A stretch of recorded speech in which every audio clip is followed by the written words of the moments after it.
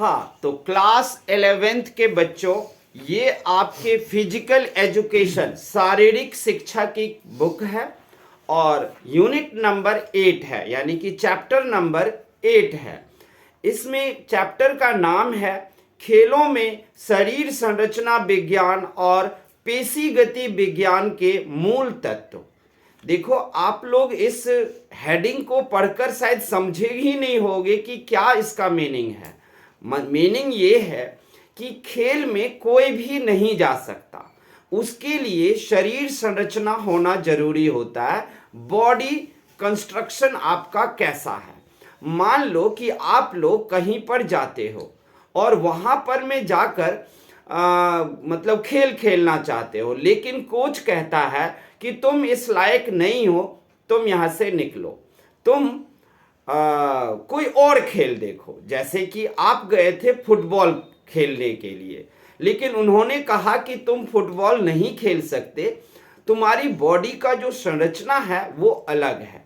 अब बॉडी का संरचना सही है या गलत है, ये तो टेस्ट लेने के बाद पता चलेगा। आप बोलोगे सर मुझे एक बार खेलने का मौका दो, और फिर वो तय करेंगे। वैसे कोच लोग जानते हैं आपकी बॉडी की लंबाई कितनी होनी चाहिए, टांगों की लंबाई कितनी होनी चाहिए, बॉडी में कितनी स्टेमिना है। तो वो स्टेमिना के लिए वो क्या करेंगे, आपको कहेंगे एक गेम खेलने के लिए, और उस वक्त वो बैठकर देखेंगे कि ये किस तरह खेलता है, उसके हिसाब से जो है वो बाद में आपको चुन लेंगे। तो यहाँ पर मान लो कल की आप कोई बनते हो कोच, तो आज आप फिजिकल एजुकेशन के बारे में सीख कर रहोगे। मान लो कि आप कल बनते हो एक खिलाड़ी, तो खिलाड़ी अगर आप बनोगे तो अगर फिजिकल एजुकेशन को यहाँ पढ़ लो कि खेल खेलने के लिए बॉडी में कौन कौन से आवश्यक तत्व होना जरूरी है, कौन कौन से आवश्यक चीजें बॉडी में होना जरूरी है। सबसे पहले पेशी गति विज्ञान को हम पढ़ेंगे।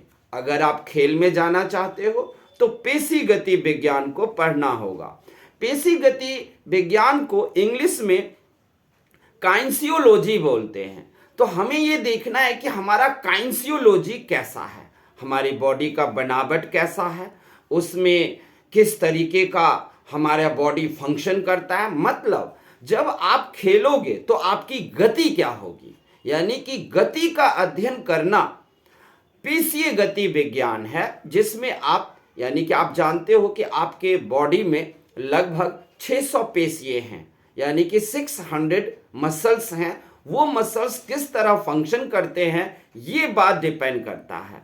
अब अगर मान लो कि आपके पास पेशीय गति या पेशीय कुछ कमजोर है और फिर भी आपका शौक है फुटबॉल खेलना, तो क्या आप खेल सकते हो? बोलोगे हाँ, तब भी खेल सकते हैं। क्या? कुछ प्रैक्टिस करना होगा, कुछ ट्रेनिंग करना होगा, कुछ वैसा खाना खाना होगा। आप जिम ही जाते हो तो जिम जाने पर आप क्या देखते हो कि तुरंत आपका डाइट मुकर्रर किया जाता है।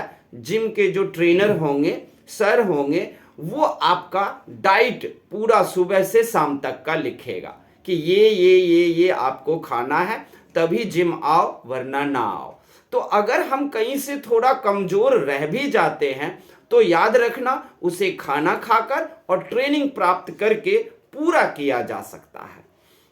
अब जरा आइए, पेशीय गति विज्ञान का क्या परिभाषा है। तो आपके बुक में लिखा है पेशीय गति विज्ञान वह विज्ञान है जिसमें हम शरीर के गति का अध्ययन करते हैं। पेशीय गति विज्ञान वह विज्ञान है जिसमें हम शरीर के गति का अध्ययन करते हैं। इंग्लिश में इसे काइनेसियोलॉजी बोलते हैं हम। अब देखते हैं काइनेसियोलॉजी का क्या महत्व है। देखो, काइनेसियोलॉजी का महत्व है कि इससे शरीर की ताकत, स्टेमिना और पावर को जाना जाता है। दूसरा, काइनेसियोलॉजी से समझा जाता है कि आप किस तरीके का फंक्शन करोगे अगर आपको मौका दिया जाए तो। इसके बाद काइनेसियोलॉजी यानी कि पेशी गति का अर्थ होता है कि आपके शरीर में तनाव सहने की, दबाव सहने की कितना उसके अंदर पावर है। क्योंकि अगर आप जाते हो मैदान पर, आपको कोच क्या कहेगा खेलने से पहले, जाओ 1 घंटा पूरे फील्ड का ना रनिंग मार के आओ। उसको वो लोग वार्म अप बोलते हैं, वार्म अप करके आओ, 1 घंटा दौड़ो। अब ये क्या बात हुई, 1 घंटा तो अभी यहाँ दौड़ाएंगे और उसके बाद हमें खेलने देंगे।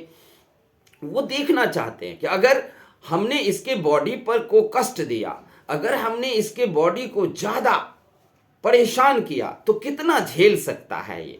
उसको बोलते हैं दबाव और तनाव बॉडी कितना सह सकता है, ये पेशीय गति विज्ञान में पढ़ाया जाता है। इसके अलावा अगर पेशीय गति में पढ़ा जाता है कि अगर आपको चोट लग गई तो कितने दिन में वो ठीक हो जाता है, ये वहाँ अध्ययन किया जाता है। अगर मोच आई वो कितने दिन में ठीक हो जाता है। यही नहीं, खेल के मैदान पर में अगर चोट लग जाती है और चोट लगने के बाद वो घायल होकर बैठने जाता है या फिर वो कहता है नहीं सर मैं खेलूंगा। ये सबसे बड़ी बात है कि अगर चोट लगने के बाद भी कहता है वो कि मैं खेलूंगा, तो इसका साफ मतलब है कि उसके अंदर बॉडी की जो सहन शक्ति है वो काफी ज्यादा है। पेशीय गति विज्ञान से हम अपने शरीर के संतुलन के बारे में भी जानते हैं कि हमारा बॉडी कितना संतुलन में है। पेशीय गति से हम फिजियोथेरेपी संबंधी नॉलेज भी प्राप्त करते हैं। पेशीय गति विज्ञान का अध्ययन करने से हम अपने शरीर में स्वास्थ्य सुधार भी कर सकते हैं। पेशीय गति विज्ञान के अध्ययन से हम अपने शरीर को सुयोग्य और बिल्कुल मजबूत बना सकते हैं। अब आगे है कि क्या खेल विज्ञान में कुछ जैव यांत्रिकी भी काम करता है क्या।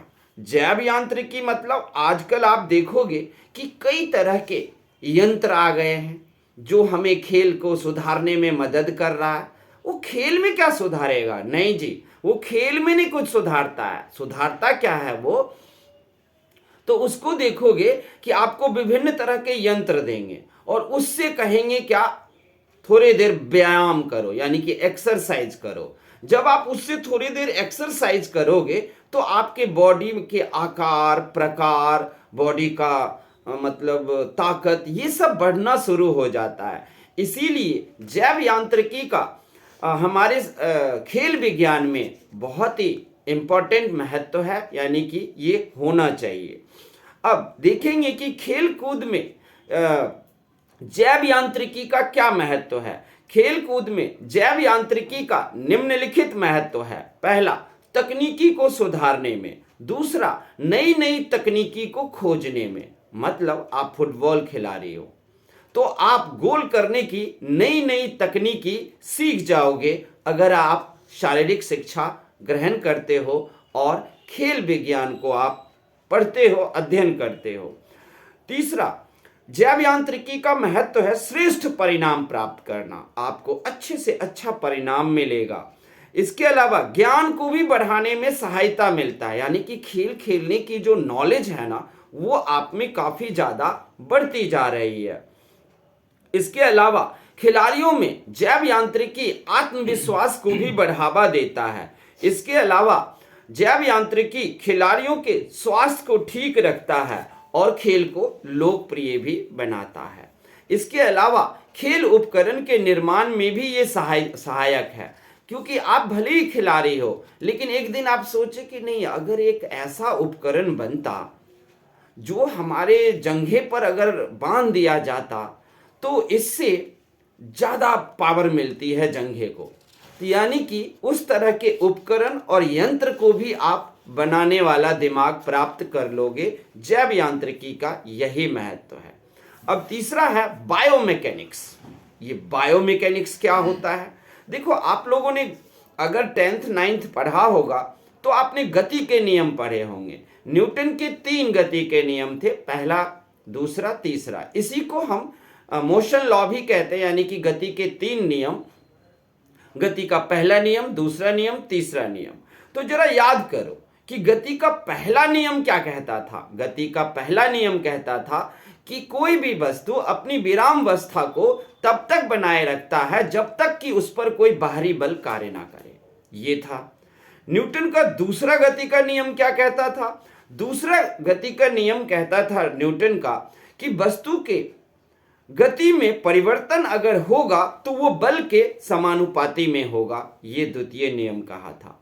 और तीसरा नियम कहा था कि हर एक क्रिया के विपरीत प्रतिक्रिया होती है, ये 3 नियम था। अब इस तीनों नियम पर में एक और आया था पढ़ने को, वो था घर्षण बल। घर्षण बल क्या होता है? तो दो चीजों को जब हम आपस में रगड़ते हैं उससे जो बल फोर्स पैदा होता है उसे हम बोलते हैं घर्षण बल। आपका जूता घिस गया, किस कारण से? आप रोड पर चल रहे थे, रोड और सोल में घर्षण हुआ और आपका सोल घिस गया। अब आपको दूसरा जूता खरीदना पड़ेगा, ये है घर्षण बल। वहां पर घर्षण बल यानी कि फ्रिक्शन फोर्स उत्पन्न हुआ था।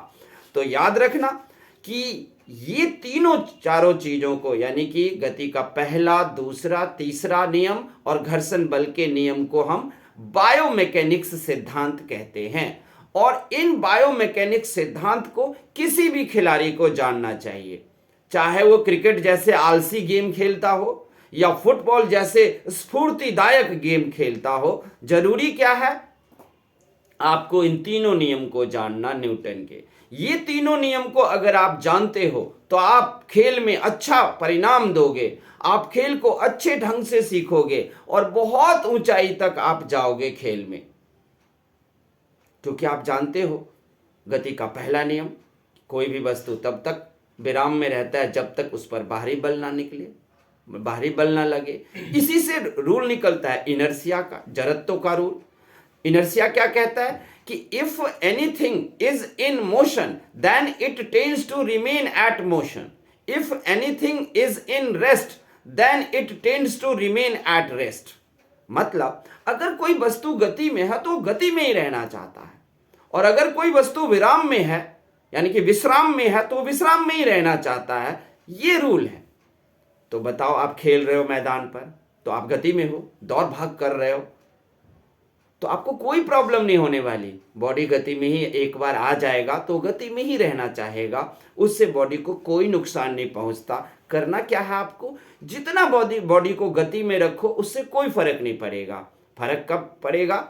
जब आप ऊर्जा नहीं दोगे। आप एक बाइक को कितना भी चला दो, कोई फर्क पड़ेगा? फर्क तब पड़ेगा कि आप चलाए जा रहे हो लेकिन उसमें पेट्रोल नहीं डाल रहे हो। तो अगर आप पेट्रोल उसमें नहीं डाल रहे हो तब जाकर बाइक रुक जाएगी। तो वही चीज है हमारा शरीर।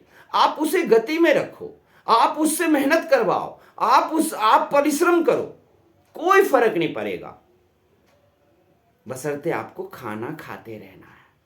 खाना नहीं खाओगे ये नहीं चलेगा। तो समझ गए, बायोमैकेनिक्स के सिद्धांत जो है किसको कहते हैं? हम गति के नियम को कहते हैं, घर्षण बल को कहते हैं और गति के तीनों नियम को कहते हैं। हालांकि अगर आप कहोगे कि और भी आता है क्या? हाँ, बहुत कुछ आता है बायोमैकेनिक्स सिद्धांत में, लेकिन आपको यहाँ पर इतना ही पढ़ाया गया है। अब आते हैं खेलों में बल का क्या महत्व है। देखो, आप लोग भी जानते होंगे खेल में बल का तो महत्व होगा ही। अगर आपके बॉडी में बल ही नहीं है तो खेल पाओगे क्या? हमें आप बीमार हो तो खेल पाओगे क्या? क्या बीमार शरीर कभी बल, ताकत, शक्ति बना सकता है क्या? नहीं। आपको अगर तबीयत खराब हो जाए तो आप क्या करते हो? आप तो पढ़ भी नहीं पाते हो बैठ के। खेलने वाली बात तो बहुत दूर की बात है। इसलिए खेलों में बल का बहुत ज्यादा महत्व है, क्योंकि बल क्या देता है? हमें शक्ति देता है और उस शक्ति से स्टेमिना देता है और हम काम अच्छा करते हैं। इसके अलावा बल क्या करता है? बल हमें शुद्ध विज्ञान को सिखाता है। और बल वो चीज है जो अगर आपके शरीर में है तो कोई काम करने का इच्छुक होंगे आप, आपके मन में चाहत होगी कि मैं ये काम करूं। उदाहरण के लिए, अगर आप छलांग लगाना चाहते हो, लंबी कूद, ऊंची कूद होता है ना, हाई जंप, लॉन्ग जंप, तो ये जंप जो है क्या हम बिना बल के कर सकते हैं? बिल्कुल नहीं। हमारे बॉडी में बल होगा तो हम लॉन्ग जंप लगाएंगे, क्योंकि जब आप नीचे गिरोगे तो आपको चोट लगने की भी संभावना होगी। उस चोट को सहेगा कौन? आपके अंदर फोर्स, जो आपके बॉडी में बल है। और बच्चों, बल कैसे आती है? बल खाने से और एक्सरसाइज करने से आती है। आप खूब खाते जाओ, एक्सरसाइज नहीं कर रहे हो तो आप में बल नहीं आएगा। आपका ठीक है, आप जिंदा रहोगे, अच्छे रहोगे, बीमार भी नहीं पड़ोगे, लेकिन बल, खेलने के लिए बल प्राप्त करना, कोई कठिन मेहनत करने के लिए बल प्राप्त करने के लिए जरूरी क्या है कि आपको एक्सरसाइज भी करनी पड़ेगी, सिर्फ खाना खाने से नहीं होता है। अब है शारीरिक विज्ञान में, फिजिकल एजुकेशन में जब खेल की बात आती है तो इसमें कई सारे वर्ड्स हैं जो आपको सीखना पड़ेगा, जैसे flexion, extension, abduction, adduction, rotation, circumduction, supination and pronation. देखो, इसका हिंदी लिख के आपको नहीं दिया है, ये इंग्लिश ही हेडिंग बनाकर आपके बुक में लिखा गया है। इन सब चीजों का हिंदी है, ऐसी बात नहीं है कि नहीं है। पहला है आपका फ्लेक्शन। क्या होता है? फ्लेक्शन का मतलब होता है हिंदी में आकुंचन। आकुंचन का मतलब होता है कि शरीर के जितने भी जोर हैं, शरीर के जितने भी कोण बनने वाला, जैसे एल्बो है, यहां एंगल बनता है, इन सारी जगहों पर आपके पास कितना दम, ताकत है, कितना घुटना मोड़ लेते हो, कितना एल्बो मोड़ लेते हो, कितने डिग्री तक मोड़ लेते हो, हाथ घुमा के दूसरा कान जब छूते हो तो कितने डिग्री पर छूते हो, ये सारी बातें मायने रखता है। दूसरा है एक्सटेंशन। एक्सटेंशन का हिंदी होता है विस्तारण। फ्लेक्सेशन की ये विपरीत प्रतिक्रिया है, जैसे कि अभी आप जब एल्बो को घुमाया तो आपने 90 डिग्री पर घुमा लिया या 45 डिग्री पर घुमा लिया, लेकिन क्या आप इसे बढ़ा सकते हो? क्या इसका विस्तार हो सकता है? क्या आप इसे धीरे धीरे करके और अपनी जो एंगल बन रही थी उसमें सुधार कर सकते हो? उसको बोलते हैं विस्तारण कर लेना। उसके बाद है एबडक्शन, हिंदी में इसे अपवर्तन कहते हैं। गति शरीर के लिए जरूरी है कि आपके अंदर एबडक्शन कितना है। एबडक्शन का मतलब होता है कोई भी जो आप कार्य कर रहे हो वो कार्य सीखने की आपके अंदर क्षमता कितनी है।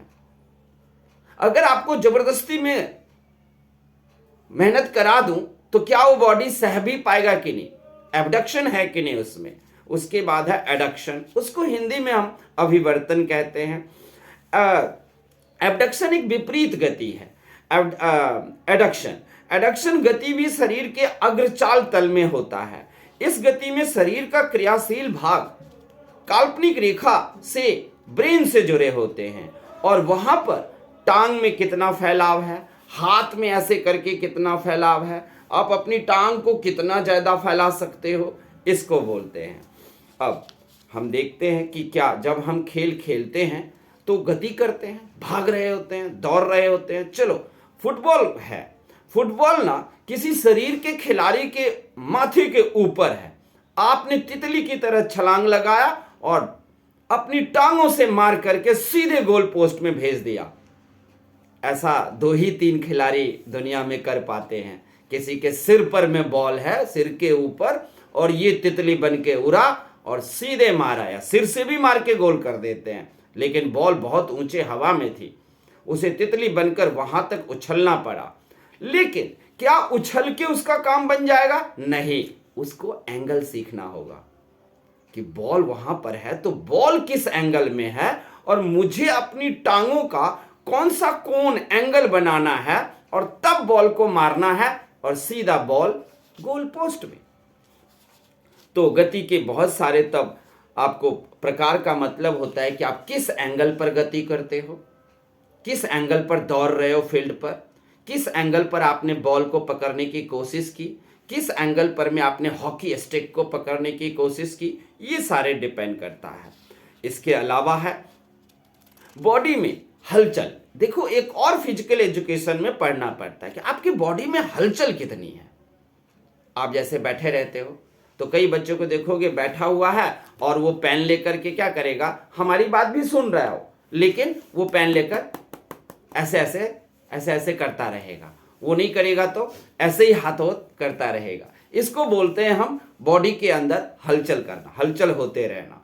मेरे डर से वो चुपचाप बैठकर मुझे सुन रहा है, पढ़ रहा है, लेकिन उसकी उंगलियां चैन नहीं है, कहीं और एक घुटने में ही ऐसे ऐसे करता रहेगा। ये बॉडी का हलचल कहलाता है। इस बॉडी के हलचल को कंट्रोल करना पड़ता है, क्योंकि उस बॉडी अगर गलत हलचल रही तो खेल के दौरान, गोल करने के दौरान, बॉल पकड़ने के दौरान आप गलत कर जाओगे और आप एक अच्छे खिलाड़ी होते हुए भी मैच हार कर चले आओगे।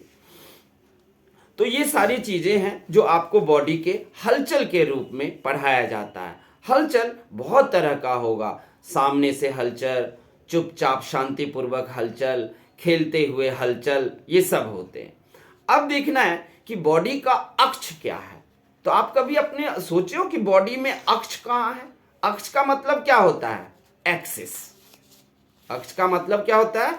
एक्सिस। तो आपको ये देखना होगा कि बॉडी में जो है वो एक्सिस कहां पर है, यानी कि बिल्कुल सेंटर पॉइंट। तो उसके लिए ना आपको गोल, शरीर का भाग कहीं भी गोल बना दो और गोल बनाकर बीच से उसमें एक डायमीटर खींचो और उस जगह पर सेंटर पॉइंट पता कर लो। आपके बुक में यहां पर में कुछ दिया है, देख रहे हो, यहां गोल इसने कमर पे बनाया, फिर बीच से लाइन खींच रहा है। अब जो गोल है ना इसमें, उस गोल में सेंटर ढूंढो। जैसे आप लोग वृत्त बनाते थे, सर्कल, सर्कल के बीच में सेंटर होता था, उसको क्या बोलते थे? ओ। तो उसी तरीके से आप कहीं भी बना सकते हो। ये देखो आपके बुक में है, इस जगह पे है, इस जगह पे है, यहां पे सर्कल बना रहा है, बीच से डायमीटर खींचेगा। तो अब बॉडी का अक्ष देखो कहां पर बन रहा है, बॉडी के बीच में नहीं बनेगा, यहां पर बनेगा। यानी कि इन सारे अक्षों को सीखने के बाद आप एक वेल ट्रेन्ड खिलाड़ी बन सकते हो। आपके कई तरह के अक्ष होंगे। अक्ष होगा धनुतल, ललाट तल, अनुप्रस्थ तल, ये सब के सब आपके तल हैं, यानी कि अक्ष हैं।